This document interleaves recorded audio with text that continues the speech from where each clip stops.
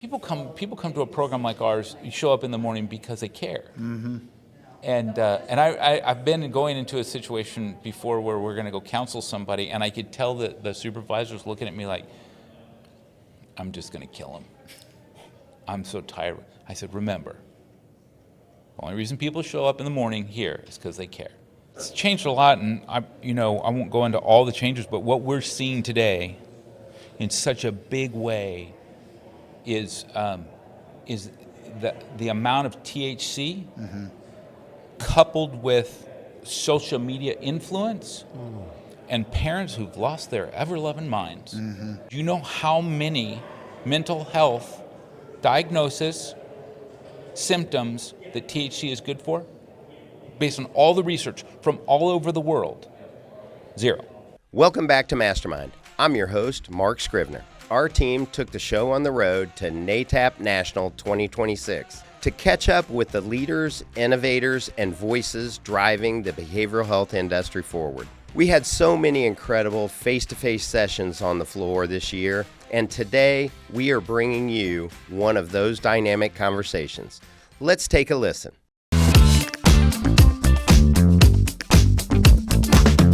Welcome back to Mastermind. I'm your host, Mark Scrivener, and as always, joined by my co-host, Jeff Skillen. Jeff, welcome to the show, man. Mark, it's not every day we get an OG on this podcast. We get a lot of great guests, but I'm super excited about this. Yeah, well, me too. This is we're coming to you from NATAP National 2026. So it's great to have John Lieberman, CEO of Visions Treatment Center, adolescent behavioral health expert. You've been in the business for a long time, John, and helped a lot of people. We're excited to hear your story. I couldn't be in a better business. And thanks so much, Mark, Jeff. Yes. Yep. Jeff, Mark. Yes. Okay, all right. Just getting my bearings here. Your bearings are solid. But, yeah, so couldn't be in a better place. NATAP is, so important in what we do. Yeah, 100%. Yeah. All right, so John, before we, you let it slip that you've been doing this for a while. You mind telling our audience how long you've been doing this? Well, I could have them do some math. Okay, everybody get out your calculator. July 29th, 1985 is the day I got hired in a treatment at a place called Port Hueneme Adventist Hospital as a tech, called part-time. They weren't sure if they were going to keep me working graveyards. So that's how I got started in this. At that time, the medical director was Dr. Dave Lewis, and the interesting thing is, so 41 years, I gave it away. Oh, 41 years later, he's our medical director at Visions Adolescent Treatment Centers. Wow. So he was the doctor there. He was the doctor at the program I went through in March of that year. I didn't know him then, but I worked for him. Now he works for me, kind of. Yeah. He would probably put it differently, but Yeah, I mean, if he were here. if he were here, yeah. Yeah. Yeah, Jeff and I, we've worked in adolescent behavioral health for on a few different times. Like, I guess today, like, what are you seeing in the treatment, maybe that people may misunderstand about just what you guys provide, what patients need? Sure. Well, I think with adolescent treatment, I think the first thing that that people miss is, or think differently of, is how well they can respond to treatment. They just kids. So our secret, if you work in adolescent treatment, is that we get to see change very quickly. Right. We get to see kids start with "fuck you," right? Coming with their fists up, all the things. They're defiant. They're feeling like everybody's against them, and walk out the door. It's a couple of months later with, a list. They're going to go to meetings, they're going to counseling, they're moving back in with their parents, they're talking about how they're going to graduate from high school. Wow. Not all of them, but, I talk about, like, we want to inset a gleam in their eye toward their future, like a sparkle back in their eye. I want parents to look when they come through the door after a little while to see, oh my goodness, that's my kid again, rather than feel defended that they're not sure what's going to come out of their mouth, or what they're going to be accused of, or whatever that's like. So that it's part of treatment. You asked kind of what are we seeing today? Yeah. It's different? It's like, over the span of your career, it's like, it has changed in that period of time, for sure. Yeah, it's changed a lot, and I won't go into all the changes, but what we're seeing today in such a big way is the amount of THC coupled with social media influence and parents who've lost their ever-loving minds. I have parents who tell me, this isn't, look, it's not to put them down. I think parents have been kind of given a bad batch of information. I mean, they say, I might be misquoting a little bit, something like for every 800 websites that talk about the positive things about THC, there's only one out there that talks about the realities of THC. If I'm wrong, it's more like 1,000 to 1. You know what I mean? Like, Right. It's just, everybody says, and listen, I was just with Dr. Fong. Dr. Fong does research for UCLA. He is head of THC research at UCLA. Do you know how many mental health diagnosis symptoms that THC is good for? Based on all the research from all over the world, 0. He says, I hope there'd be one, but there isn't one yet. They keep doing research, and so parents are like, well, it helps them sleep. Doesn't help them sleep. Helps them with anxiety. Doesn't help them with anxiety. Helps them be able to, it doesn't. It feels that way, but it's a covering up. Right. In fact, the backlash makes it worse. So we have kids who come in who are using, high potency, 50%, 70%, and some of the liquids even like 90+% of THC. That would be like, somebody says, I'd like a beer, and you give them Everclear. Say, that's beer. It's not. It's not the same thing. And it's dangerous. And parents a lot of times don't realize that, and coupled with the ability to use it more consistently, because a lot of them are using vapes, so they can keep kind of hitting on this throughout the day. That's where we are seeing addiction come from, because the brain's being triggered, right, over and over. The same way that we're seeing kids with social media, triggered. Right. And parents are like, how do I get a screen away from my kid? So you couple that with anxiety, and it just raises the anxiety, and then parents who don't know what to do, and even if they looked at the list of, what are the list of symptoms for if my kid has substance abuse? And you guys know some of these, like grades go down, new friends, sneaking out at night, volatility, sleep patterns change, maybe not taking care of themselves as well, lethargic, maybe exhibiting signs of depression.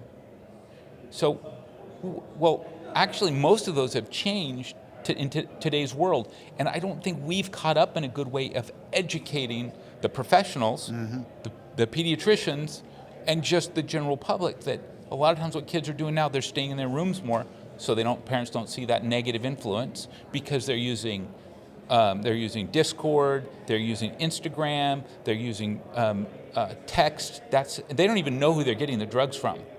Wow. Yep. Right? So parents are like, well, they're not stealing cars. Well, they don't have to. Right. They're not joyriding. We see adolescents now, many kids aren't even getting a driver's license till they're 20. That's right. So if we say they're going to steal the car, we're giving bad information, right? They're going to have different friends. We're giving bad information. Parents don't see that. It's not applicable sometimes. But when we're talking about, and THC being the major substance that kids are coming into treatment with.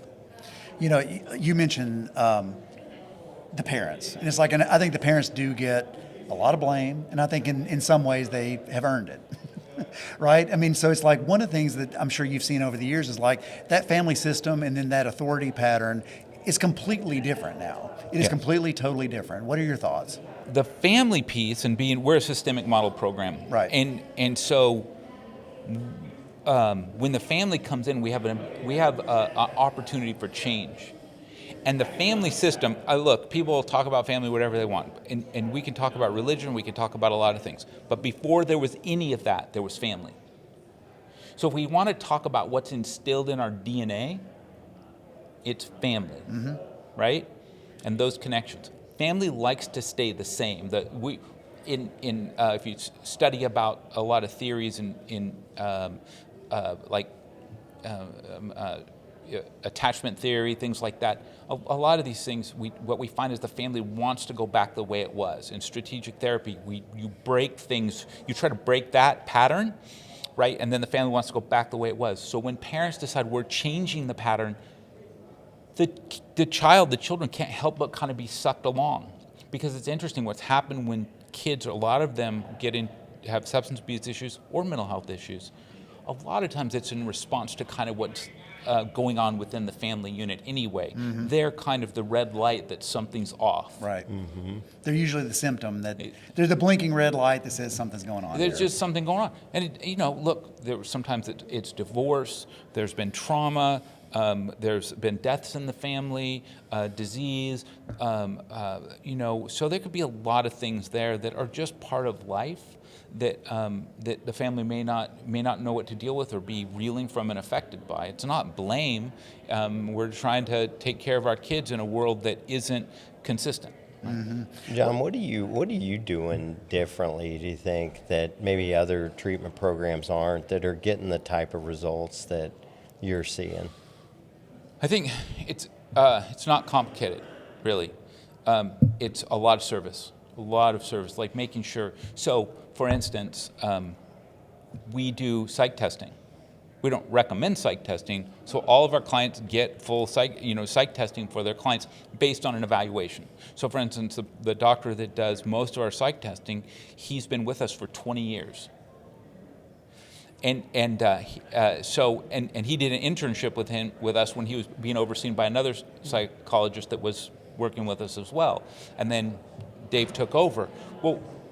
Well, being with us for that long means he understands residential treatment, he understands family, he understands substance abuse, he understands one of his areas of expertise is autism spectrum disorder, neurodivergent, which is such a big issue in today's day and age. But that testing isn't the answer, but it is a helpful roadmap when you see Yep. when you have systems flooding at you. I was going to say the roadmap is really what that does for you, right? Well, yes, and here's a good example when we talk about attention deficit disorder, which is a real thing, apparently. Apparently. Sorry, I think a lot of kids are put on stimulants that's really powerful psychoactive drug without appropriate evaluation. Right. No, I completely agree with that. Right, because you can throw something at them, and here's the for parents, and this can be just I hope it's a heart stopper, because if we think about anxiety disorder, trauma, depression, attention deficit, they all have the same symptoms: difficulty concentrating, right? Sometimes some inappropriate behaviors, especially for adolescents. Depression can come, it's almost energetic because the kids don't know how they don't know exactly what they're feeling. So they can be erratic, they can be difficult, they don't respond to the same disciplines and direction that that other kids or that that you would normally, so they can see a change there. They can have difficulty concentrating, emotional lability, also sometimes highs and lows and things like that. But if you give a stimulant to somebody who has an anxiety disorder, you make it worse. Why would you give a stimulant to somebody who has trauma? Wouldn't we want to know first, is this trauma related? Right. What if you have somebody who's on the spectrum, ASD? They might have all the markings of attention deficit disorder, right? The difference is many times with ASD, it's coming from a different part of the brain. I'm not a doctor, I listen to a lot of doctors, but it's coming from a different part of the brain that a different medication might be more helpful for. And so all that comes into play when we're thinking about somebody who is struggling with these symptoms, behaviors, concentration, and especially when you think about somebody who might really be depressed. Yeah, you give them a stimulant, they look better for a minute, but their depression will just keep chung, chung, chung, chung, chung, chung, chung. Because amphetamines don't stop depression, they mask it. Mm-hmm. And most attention deficit drugs are amphetamines. Yeah. Well, you talked about like when kids come in that sometimes they're raging. And Yes. I guess when do you and the clinicians know like we're finally starting to make a connection with these kids? There's a few things that come up. I tell parents on the phone when I talk to them, I always say, when you tell me that's what you see at home, we're on the right track. And that doesn't usually look pretty, right? When Johnny or Susie is stomping their foot, refusing to do something, because you got to get past the point of where they're just trying to make things look good.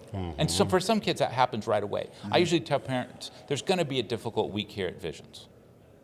It's going to be, if it's the first week or the second. The first week is for the kids who are like, you're not going to, you can't make me, and you'd be understanding, supportive. Families come in for therapy, and the kind of kids realize they're in this together. They've seen somebody maybe discharged, so they're not going to stay for 4 years. That it really is, a 45 to 90 day program.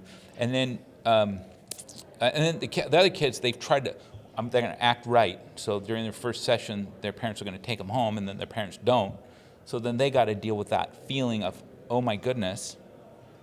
Probably, if they were using THC, they've got THC withdrawals, right? So they're already in angst. So then that second, third week might be really difficult for them.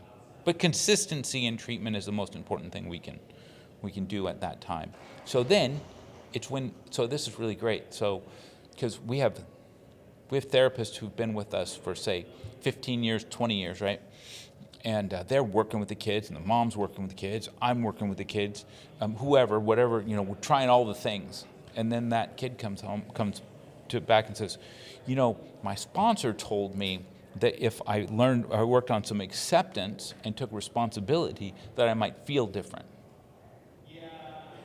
Yeah. So the one person who's not paid around here right. is the one that he's going to listen to. They listen to, but there's something about that. That's just service. That's connection, right? That's right. The walls come down a little bit, and at least they're listening to somebody. They're listening to somebody, which brings us to what do we do different for the kids with substance abuse? We are in the mecca for young people's recovery. You can go to a meeting, a 12-step meeting with 150 kids between 13 and 20 years old, and it's like. I used to describe it as a keg party without a keg, but nobody knows what those are. So I would say it's like a rave without the psychedelics. Just the energy, the kids there, and they are serious about recovery, and they don't have to be there. So that changes the energy too, right? Kids get to see by example. Right, absolutely. John, one of the things that we were talking about before we started recording, a lot of people may not know that you're actually very knowledgeable in terms of industrial organization. Yeah. So tell us a little bit about that. Give us a side that maybe people don't know. So, I a while back, I'll start with something. This might be helpful for parents because I struggle with this dyslexia. And it's something for those people there's a lot of people who say that, and I was tested in 4th grade and 7th grade, and they could see the progression and things, and it affected me a lot. Challenging, when you can't read, and with peers, and trying to keep up with other people. So the idea of going to college, and my father was a doctor, and I was like, well, that's the stupidest thing I ever heard of. All I could think, he said, do you want to be a doctor? I was like, let me see, high school is 12 years, right. Then another 4 years, then 3 years, then 2 years. There's no way. There's no way. And I got to fake it through all that because I still can't spell, right? So I don't know what I'm going to do. Have you ever seen the words for doctoring? Yeah. There's a lot of letters. Yep. They don't go together right. They don't go together right under normal circumstances. So I struggled. So I did, at 30 years old, I went back to school to get a degree in business management. And one of the reasons I did that was that I thought, well, I need to survive financially, but I thought, how could I do a better job from a business-wise to support the team within the organization? There's a lot of good clinicians. There's some organizations out there that really struggle, but you'll find these gems in there. And if we did a better job taking care of them, and the organization as a whole, everybody would do better, right? Because so that was important to me. Then when I went to work for Visions, our commitment was that, it wasn't mine then, but their commitment was to provide exemplary care to the kids, families, and our employees. That was basically our mission statement, and employees. And it's because of some experience I had there, but I didn't come up with that tagline. Chris and Amanda Shumo and Victoria Smart came up with that. and but it drew me in. Mm-hmm. So then I got invited to be part of this leadership group of men. It's been called Group One. This was about 21 years ago, I think, and there were at that time about 23 of us to have a place where we could share, connect, and support each other. It's been associated with a place called Onsite that Miles Adcock oversees. Back then, Ted Klontz and his wife owned it, and before that, Sharon Wexrider Cruz started it at Sierra Tucson. The history is incredible for self-care, intensive therapy, for a specific kind of therapy that they've developed over the years that's experiential in nature, but has some different facets to it, a lot of structural and solution-focused pieces to it. Anyway, I say all that to say, while I was there, I was like, well, I want to do more.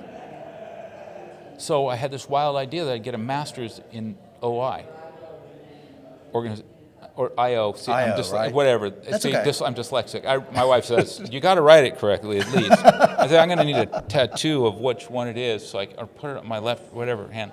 So I got a degree in industrial psychology, to understand better, because all that is, just so you know, is families are micro, right? Industrial and organizational psychology is macro. It's big. It's a bunch of families together. How do we relate within an organization, supporting or not supporting each other? So I did that. And then at 55, I'm over 55, I went back to school again, and I finished about 2 years ago a degree to MFT, so marriage family therapist, professional clinical counselor degree. And so remember, I'm going to brag, because I've been sober for 41 years. I got hired with 103 days sober. We can ask me about that later. No, we're going to ask you about. No, it's good. And I had graduated from high school, but I really think it is crucial for those of us who are in recovery to be examples. To not just make it, but to lead the way. So when my first degree was from University of Phoenix. You had to go there every week. It was it wasn't all online, and I graduated with honors. That included statistics and college algebra. For college algebra, I had to get tutored 8 hours a week just to be able. Yeah. Oh my gosh. That's very impressive. Just horrible, especially when you're doing math and cheating through high school. So then when I went back for OI, IO, whatever it is, I graduated magna cum laude. So then, a lot of people think that's the top. Nope. It's not. Summa. So for the psychology degree, I got summa cum laude, so 4.0. So congratulations. Thanks. So it's a lot of help, and I have to give a lot of credit. My wife is an English major. She's my editor, so she would make sure that because I can misspell so badly that spell check doesn't pick it up. But all of those things where I want to do a better job for the kids, the families we treat, and I can't think of any better way to do that than finding being excellent in what we do and the way we support and are committed to our tasks. Well, the thing that I find interesting is the leaders that I find to be most effective in this field are those that really understand systems thinking, really understand family systems, and we talked about attachment, but then this idea of about now it's community and the macro, as it were. And then you take a look at your visions, for example. It's like, what is that? It's a system. Right? It's a system. It's a family system. So this way, I do a lot of job interviews. Mm-hmm. And if you were interviewing me, say, so you think you want to come work for us? Yes. I said, well, let me tell you something. You're either going to become family or run away screaming. Because that's the way our system is. We all give a little bit more. We all show up at times when there's crisis. Kids go through crisis. And showing up for them and their families is what our commitment is. So I think it's that way. I think from my point of view, and look, we fail. Sometimes somebody says we're doing, somebody needs more training. the world today. I think, because since I've been working, we've gone through different generations of young people working for us. So how to support them, considering that everybody who comes to Visions, they wake up in the morning. They wake up in the morning with a. We'll carry on like there's no more people or anything like that. Nobody wakes up in the morning saying, "Oh, I just want to go be mean at Visions." Right. We'll see when you get Right? People come to a program like ours. You show up in the morning because they care. And I've been going into a situation before where we're going to go counsel somebody, and I could tell that the supervisor's looking at me like, "I'm just going to kill him. I'm so tired." I said, "Remember, the only reason people show up in the morning here is because they care." And they look at me like, "I'm not sure that's the case in this case." I said, "I don't know why they're hurting. I don't know why they're upset. And maybe it's not going to work out here. Maybe this isn't the best place for them. And we'll give them that opportunity." But you come here every day. There's a lot of kids here. A lot of things going on. It's not hidden. It's called Visions Adolescent Treatment Center, so. Right. Well, I now know what your superpower is and why you're successful. It's because you have dyslexia. Do you know the number of billionaires that have dyslexia? It's the highest percentage of any Not like not this one. group. So anyway, Tale's not told yet, John. No, you're right. what, Still let me opportunities. ask you this Yeah. though. Why do you think that? Why do you think if THC is one of the highest, rates of getting kids into treatment programs, like why do they still allow it, and especially at those like high levels?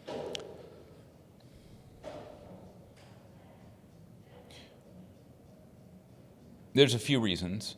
One is if you want to look up some books and some really good information, Kevin Sabat, you know who that is? Yep. He has dedicated his life to this subject. I mean, this subject, because he saw the coming tide before the first legalization. He was screaming about this. I think he was accepted to like Harvard and Yale, and he went to Berkeley. And people, why did you go to Berkeley? Because I needed to be in ground zero. This guy just committed himself, and I've spent some time with him, and he's just done a great job for the cause of just helping people know. Even though he gets knocked back, the commitment is still there. Now, I think a few things. One is that sending people to jail for a joint was not a good idea. And so there was the backlash there. But that was used, I think, against people. So they said, because I don't know if you know in politics, sometimes they will bring a subject not exactly. Not exactly. Like no one's saying it could do harm. They all said can't do harm. The thing that, Right. and probably the thing that's injured more people than anything, is they would say, at one point, 113,000 deaths, overdose deaths for heroin. You'd see that thing. And then you'd see 140,000 deaths for alcohol, 32,000 deaths for cocaine overdose. THC or cannabis, they say marijuana, but cannabis, 0. And that's not true. We know that there's brain damage. We've seen more psychosis as a result of THC than all the other drugs, like more than for methamphetamine. People don't realize that is causing psychosis at such a high rate. And another interesting thing is about 9%, this is just also from Dr. Fong, I just saw the latest information. Actually, this isn't the latest. It came out in 2019. They don't have updated information on this yet. 9% of people, young people who try THC will have a problem with it. Substance abuse related problems, SUD, right? And you go, which is lower than alcohol, lower than some other things. But the problem is 49 to 59% of people try it at those ages. So you have this higher, from a numbers point of view, it's going to be a bigger problem. Because many people will never try cocaine or amphetamines or hallucinogens in high school or junior high, but a lot of them will try THC. And the first time they get it, they usually get it from a family member. A brother, a sister, an uncle, they find their parents' stash or something like that. There's another reason, is that nobody read the legislation. The legislation, if you read it, Kevin does a good job of this, it talks about the with THC that the government could have no say-so on the manufacturing, the strength, the extraction, all of these things that are all the things that exactly what you want. You want oversight for those things. You want to know what's going on, you know. And in California, I think they get, is it $4 billion in taxes or whatever, and we have no, it's like not, it was supposed to go to protecting kids. Can I get on another? I just keep going. Yeah, keep with going. This. Yeah. Keep going with this. We have decided that we were willing to walk over the gravestones of our children to justify somebody smoking a joint on their porch or patio. That's what we've done. But because that wasn't the plan. The plan was big business. And the people, usually liberal, who kind of thought that if my grandpa wants to smoke a joint, he should be able to, right? That wasn't it. Right. You idiots, you fell right into it again. You know, it's like, you know, it's the Amazon of THC, so to speak, out there, and you voted it all in, thinking you were giving it to the man. And yes, we could have decriminalized things. Some other ways I was going to say there's a big difference between legalization and decriminalization, right? That's a whole other conversation. Well, we're just a bunch of idiots. So, gummies? Can we please quit calling it that? Right. Even from podiums, I hear people say, I'm like, that's not what we're going to call it. It is not a cute thing. We're not allowed, we don't use Joe Camel with cigarettes anymore, just so you know, for some people. There used to be, a long time ago, there used to be these little characters for cigarettes. They used to have these big, strong guys, Marlboro Man, the Cool, all these things to support 1 in 5 doctors who smoke Lucky Strikes, right? Well, you know, okay, let's stay on that for just a moment, because if you look at, let's zoom back out in these macro trends. So we saw it with tobacco, right? Peak and drop off. We're now seeing with alcohol, right? It's like we're seeing now where it's like peaked. And then some people actually point to the Andrew Huberman podcast where he talked about alcohol, and it's like, I mean, that is literally cited numerous times, you know, anecdotally about the reason that alcohol is dropping off dramatically. Because he said there's literally no benefit, zero benefit. He said it's actually poison. Correct. Which none of us knew before that. Right. But I'm curious, it's like, do you think that the same thing's going to happen with marijuana and THC? It's like, do you think we're going to see the same building tide, and then there's going to be a drop off when we actually recognize the damage it does? Maybe. I think it's going to take a lot, because I think people still feel like the getting the legalization was sticking it to the man, so to speak. So there's going to be some of that. Once they find out that anything you smoke like that, put in your lungs, it is going to create cancer. And if we treated it like cigarettes, I think that could change things. The cuteness factor of it and all that is really irritating to me, because it sucks little kids in to this. And I think from my point of view, we protect the kids first. Right. Right. But I mean, the pervasive messaging has been no harm, no foul, and counterculture. Yeah, that's absolutely, and it's not true. But look, here's the thing: we keep on looking for, and it's not inappropriate to look for reasons to take care of people, right? So like we look, you know, ketamine came in. Now people are looking at hallucinogens. I have parents who say, "Can't my kid just get a ketamine treatment?" And I'm like, please don't. Yeah. Their brains are still developing. There's no efficacy for something like that at this point.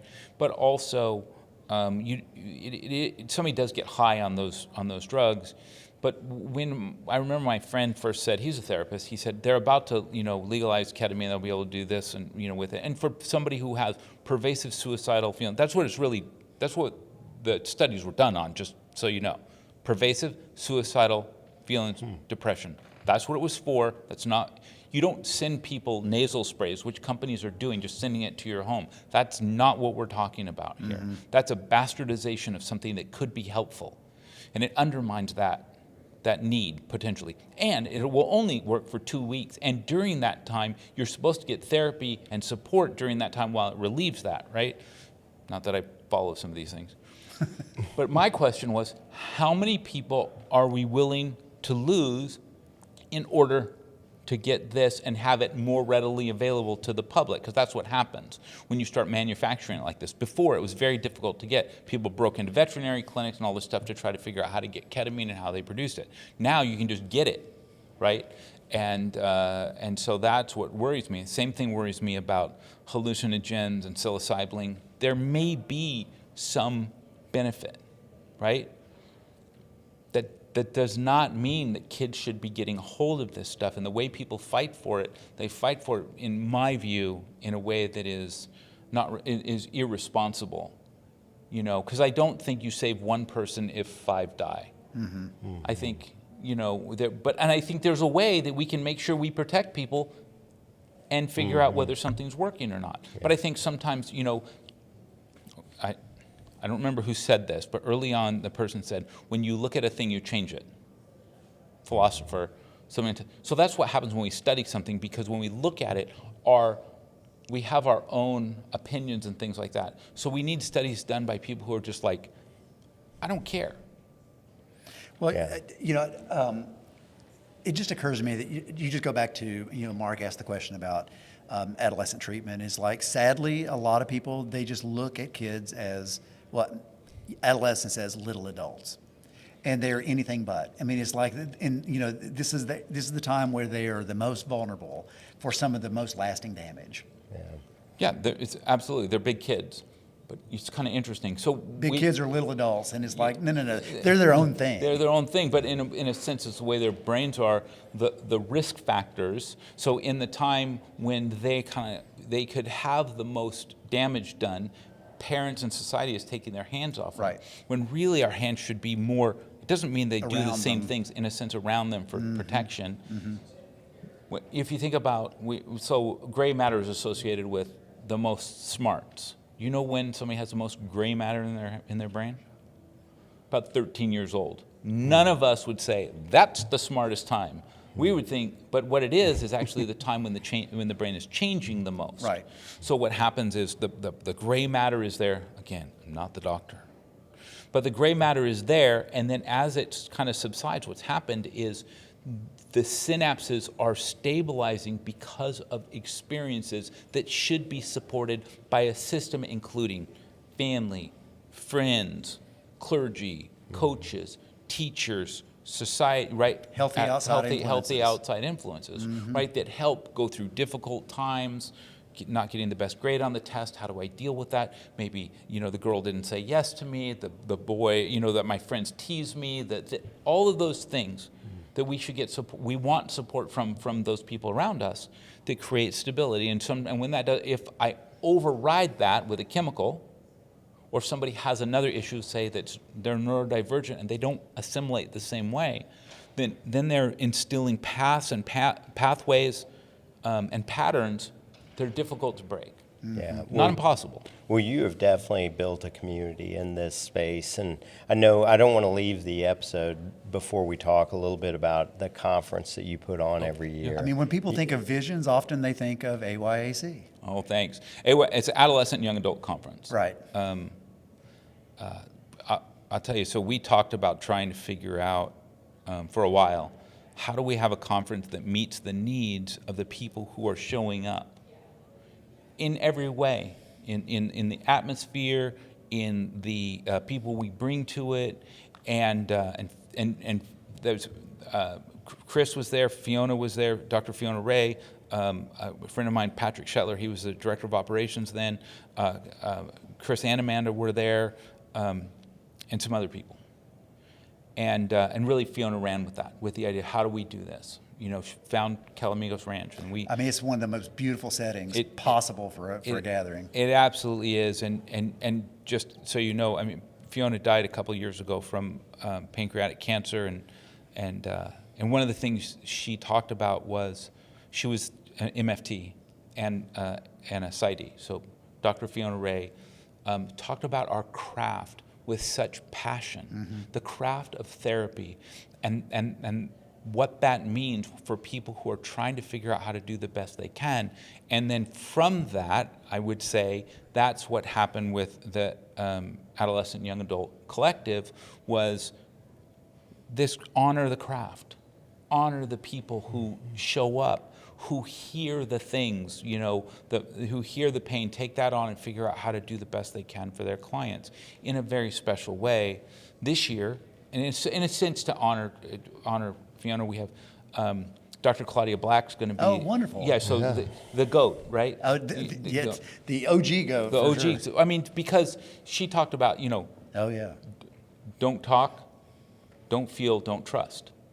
You look that up. If you look that up on the internet, that is associated with Dr. Claudia Black, not by anybody else. A friend of mine said, "No, she didn't come up with that." And he looked at it. He goes, "Oh yeah, she came up with that like before my parents were born." Right. I heard Claudia Black the first time in 1985 for free. Mm-hmm. In Santa Barbara, a family had just basically they got a fund, and they had her go speak all up the California coast. They just paid for her to do that, and you just got tickets like through the local junior colleges. Yeah. And that's some of what inspired me. So, so anybody wants to go to there's a website, the AYAC.com. We'll drop all that in the show notes and your contact information. Just in case you forgot. I just thought I'd. No, we're gonna take great care of you. So no, we really appreciate everything you're doing for the industry, and I mean for young adults and adolescents. It's clear you're very passionate about really helping heal these folks. So thanks for all you're doing, and thanks for being a part of the show today. Thanks for coming on and giving to our community as well. Is there anything that we didn't ask you that you'd love to use this platform for, John? Yeah, you didn't ask me about my daughter's treatment center. Oh, John, you have a daughter who has a treatment center. Tell us about that. Listen to this. So my kids, they said they'd never be involved in anything I did. So she married a guy, and she says, he runs this treatment center or something up in Eden, Utah. She says, but I'm not going to be involved. And I'm like, just waiting. Right. And so Matt Farney and his dad, Chris, started a program. They had never been to a program. They just knew what recovery was and researched. And they started a little program that's really special, and she's part of that now. It's called Spirit Mountain Recovery, and they just help young men. But it's this legacy thing because... How does that make old dad feel? I'm like, well, Dad's great, but she started baking sourdough bread, and I'm a sourdough bread. She kind of got, so she got some of it from me. I'm pretty sure she's doing it better than me. And Matt said, doesn't that make you jealous? And I'm like, there's not a thing my daughter could do to make me jealous. All it does is make me proud. Because she's out there trying to figure out her life, do fun things, support, our grandson Howie, and it's just pretty special. But I couldn't. It is a legacy thing for me, from where I came. Who would have thought? Yeah. And I went to their house for a party. There were 12 kids under 11 years old. Just like Fearmans were there and other people, and there's a whole legacy in that too. I won't get into all that, right? Definitely. I just threw out the name. Yeah. But. Name dropping's allowed. It's okay. But somebody asked me, because how did this happen? I said, this is a house that Recovery built. This is the house that Recovery built. And that's the foundation and the connections of love, commitment, support, and a lot of energy, right, that make this thing work. And I think that's what it really takes for a treatment center. Because now with all those kids, they have like an understaffed treatment center. Well, John, with Visions, man, you've really brought it today, and really appreciate us ending with that. So thanks for being a part of it, and we'll go ahead and wrap there. Beautiful story, beautiful legacy, and it just goes on and on. That's wonderful. Thank you so much. Thank you. Thank you guys for letting me be here. You bet. Yeah, no, it was great to have you on. And thanks for showing up again this week, and until next week, we'll see you on Mastermind. That wraps up this episode of Mastermind. Thank you so much for joining us. And remember, Mastermind is not just a podcast, it's a community. So don't forget to comment, subscribe, and review us. Your feedback helps us continue to bring you content that's relevant and relatable. Thanks again to our sponsor, Snapshot, a digital media marketing agency. And thank you for joining us on Mastermind, your behavioral health playbook.